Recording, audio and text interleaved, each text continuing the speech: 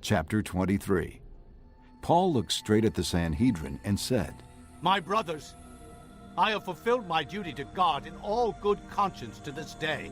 At this, the high priest Ananias ordered those standing near Paul to strike him on the mouth.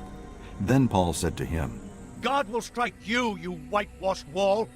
You sit there to judge me according to the law, yet you yourself violate the law by commanding that I be struck. Those who were standing near Paul said, You dare to insult God's high priest? Paul replied, Brothers, I did not realize that he was the high priest. For it is written, Do not speak evil about the ruler of your people. Then Paul, knowing that some of them were Sadducees and the others Pharisees, called out in the Sanhedrin, My brothers, I am a Pharisee, the son of a Pharisee. I stand on trial because of my hope in the resurrection of the dead. When he said this, a dispute broke out between the Pharisees and the Sadducees, and the assembly was divided. The Sadducees say that there is no resurrection, and that there are neither angels nor spirits, but the Pharisees acknowledge them all. There was a great uproar, and some of the teachers of the law who were Pharisees stood up and argued vigorously. We find nothing wrong with this man, they said. What if a spirit or an angel has spoken to him? The dispute became so violent that the commander was afraid Paul would be torn to pieces by them. He ordered the troops to go down and take him away from them by force and bring him into the barracks. The following night, the Lord stood near Paul and said, Take courage. As you have testified about me in Jerusalem, so you must also testify in Rome. The next morning, the Jews formed a conspiracy and bound themselves with an oath not to eat or drink until they had killed Paul. More than 40 men were involved in this plot. They went to the chief priests and elders and said, We have taken a solemn oath not to eat anything until we have killed Paul. Now then, you and the Sanhedrin petition the commander to bring him before you on the pretext of wanting more accurate information about his case.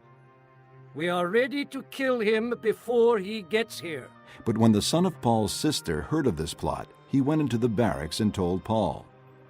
Then Paul called one of the centurions and said, Take this young man to the commander. He has something to tell him. So he took him to the commander.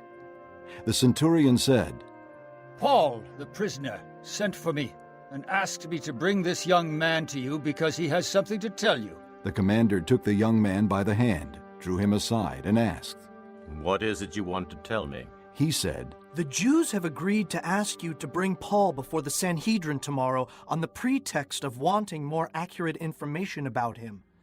Don't give in to them, because more than 40 of them are waiting in ambush for him. They have taken an oath not to eat or drink until they have killed him. They are ready now, waiting for your consent to their request. The commander dismissed the young man and cautioned him. Don't tell anyone that you have reported this to me. Then he called 2 of his centurions and ordered them, Get ready a detachment of 200 soldiers, 70 horsemen, and 200 spearmen to go to Caesarea at 9 tonight. Provide mounts for Paul so that he may be taken safely to Governor Felix. He wrote a letter as follows. Claudius Lysias. To His Excellency Governor Felix, greetings. This man was seized by the Jews, and they were about to kill him. But I came with my troops and rescued him, for I had learned that he is a Roman citizen. I wanted to know why they were accusing him, so I brought him to their Sanhedrin. I found that the accusation had to do with questions about their law, but there was no charge against him that deserved death or imprisonment. When I was informed of a plot to be carried out against the man, I sent him to you at once. I also ordered his accusers to present to you their case against him. So the soldiers, carrying out their orders, took Paul with them during the night and brought him as far as Antipatris. The next day they let the cavalry go on with him, while they returned to the barracks.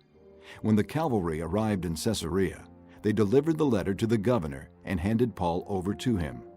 The governor read the letter and asked what province he was from. Learning that he was from Cilicia, he said, I will hear your case when your accusers get here. Then he ordered that Paul be kept under guard in Herod's palace.